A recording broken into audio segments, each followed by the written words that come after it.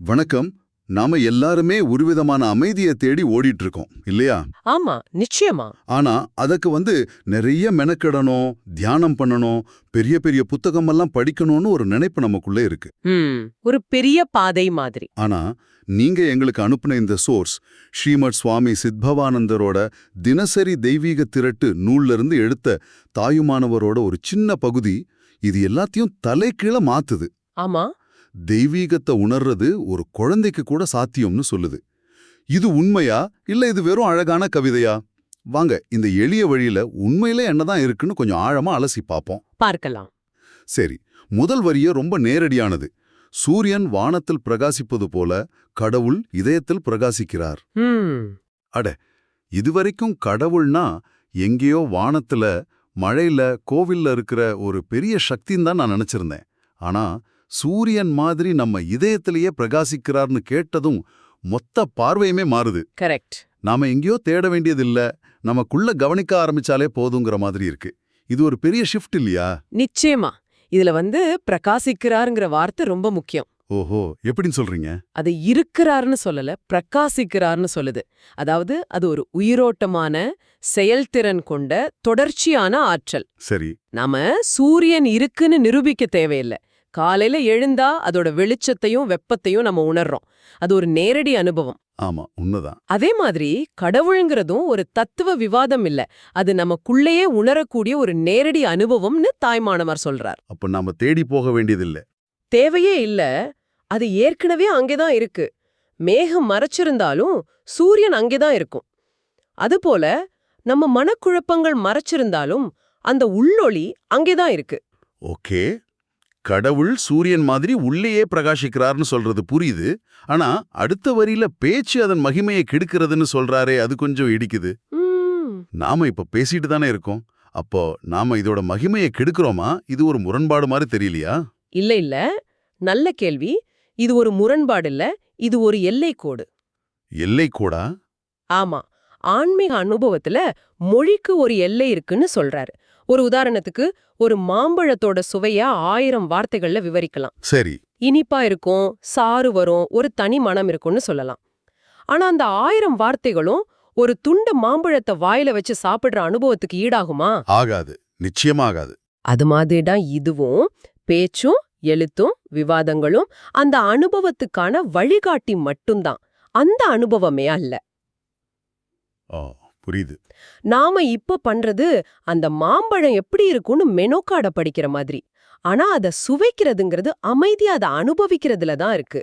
அதனாலதான் பேச்சு மகிமையை கெடுக்கும்னு சொல்றாரு. வார்த்தைகள் அந்த அனுபவத்தை சுருக்கிடும்.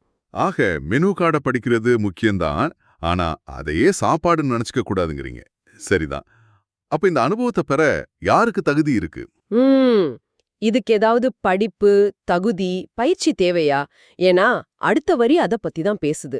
அறியாதவர்களுக்கும் குழந்தைகளுக்கும் கூட இது சாத்தியம். ஆமா. இதுதான் எனக்கு ரொம்ப ஆச்சரியமா இருக்கு. படிச்சவங்களுக்கு, பண்டிதர்களுக்குன்னு சொல்லாம குழந்தைங்களுக்கு கூட இது புரியும்னு சொல்றாரே.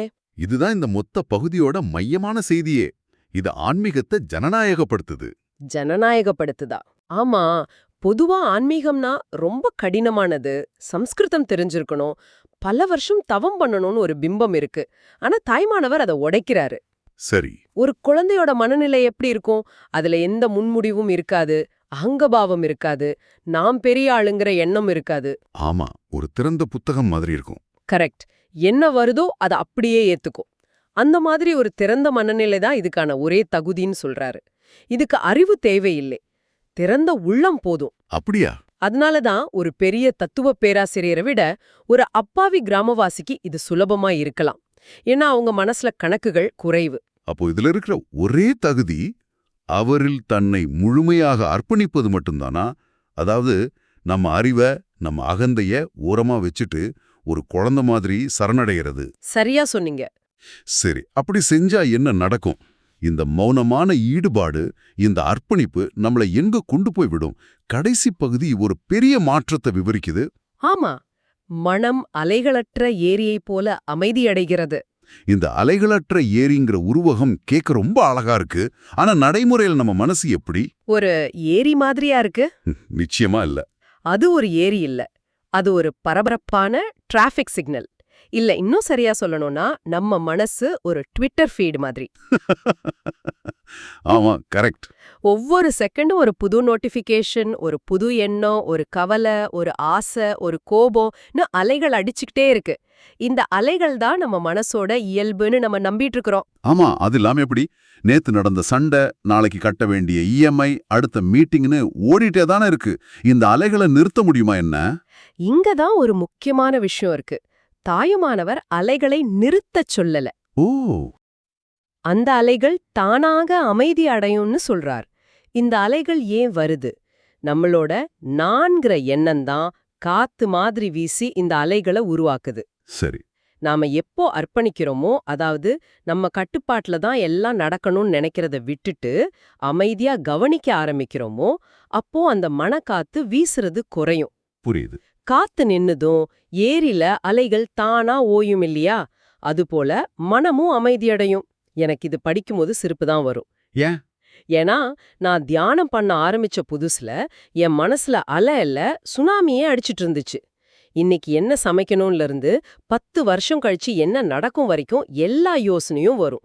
அந்த அலைகளை நிறுத்த முயற்சி பண்றதில்ல, அது தானா ஓயிற வரைக்கும் அமைதியா கவனிக்கிறது தான் பாதைன்னு புரியறதுக்கு எனக்கு ரொம்ப நாள் ஆச்சு. சரி, அந்த அலைகள் ஓஞ்சிருச்சு, மனசு இப்போ அமைதியான ஏரி மாதிரி இருக்கு. அதுக்கப்புறம் நடக்கிற விஷயம்தான் ரொம்ப ஆழமானது. அகந்தை அதில் கரைகிறது. ஆமா. ஒரு நிமிஷம், அகந்தை கரையும்னு சொல்றீங்க, அது கேட்க நல்லா இருக்கு. ஆனா நான் இல்லாம எப்படி ஒருத்தர் வேலைக்கு போக முடியும், குடும்பத்தை நடத்த முடியும்? அகந்தைங்கிறது ஒரு விதத்துல நம்மளை இயக்குற சக்தியா இல்லையா? அது மொத்தமா கரைஞ்சிட்டா நாம செயலற்றவங்களா, ஒரு சோம்பேறி ஆயிட மாட்டோமா? மிக முக்கியமான நடைமுறையான கேள்வி இது. அகந்தை கரையறதுனா நம்ம அடையாளம் அழிஞ்சு போறதுன்னு அர்த்தம் இல்ல. அப்போ வேற என்ன அர்த்தம்? நம்மளோட வேலை, பேரு, குடும்பம் இதெல்லாம் போகாது. அகந்தைங்கிறது என்ன? நான் தான் இதை செய்றேன், இது என்னோட வெற்றி, இது என்னோட அவமானம்னு நம்ம ஒவ்வொரு அனுபவத்தோடும் ஒட்டிக்கிற பசதான் அகந்தை. அது ஒரு மனப்பான்மை. ஓகே, இன்னும் கொஞ்சம் விளக்கமா சொல்லுங்களேன். சிம்பிளா சொன்னா, ஒரு அழகான இடத்துக்கு போறீங்க, ஒரு போட்டோ எடுக்கிறீங்க.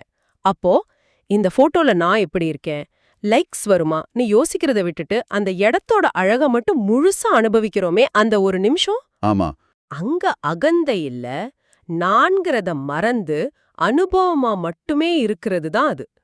மனம் அமைதியா இருக்கும்போது இந்த நான் தான் எல்லாம்ங்கிற எண்ணம் வலுவிழந்து ஒரு துளி நீர் கடல்ல கலக்கிற மாதிரி அந்த பெரிய பிரபஞ்ச உணர்வோட கலந்துடும்.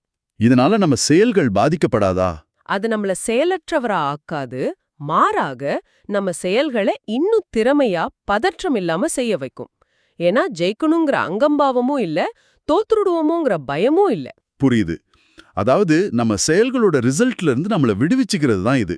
நான் செஞ்சேன்னு இல்லாம இது நடந்ததுன்னு பாக்குறது. கரெக்ட். சரி, அந்த அகந்த கரைஞ்சதுக்கு அப்புறம் என்ன மிஞ்சும்? கடைசி வரி ஆன்மா அதன் மகோன்னதத்தில் பிரகாசிக்கிறதுன்னு முடியுது.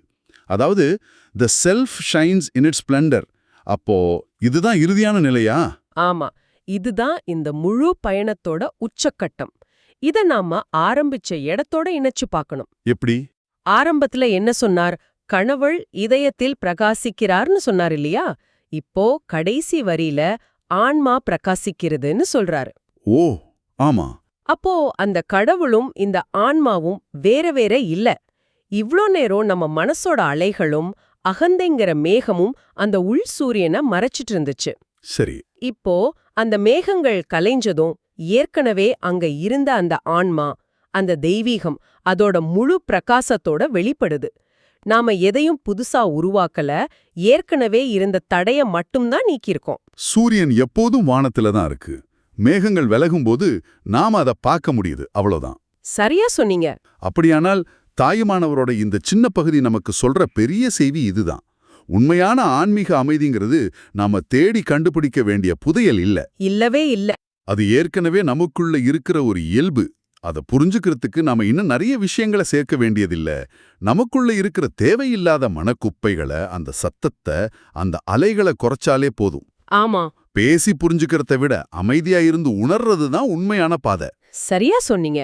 இது உங்களை யோசிக்க வைக்க ஒரு எண்ணத்தையும் விட்டுட்டு போகுது. சொல்லுங்க.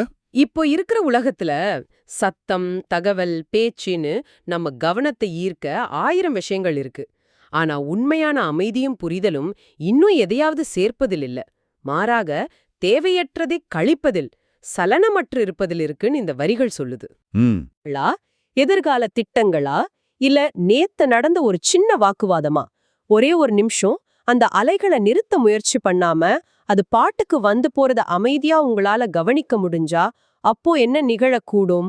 ஒருவேளை அந்த சின்ன அமைதிதான் தாயுமானவர் சொல்ற பெரிய உண்மையோட முதல் படியாயிருக்குமோ?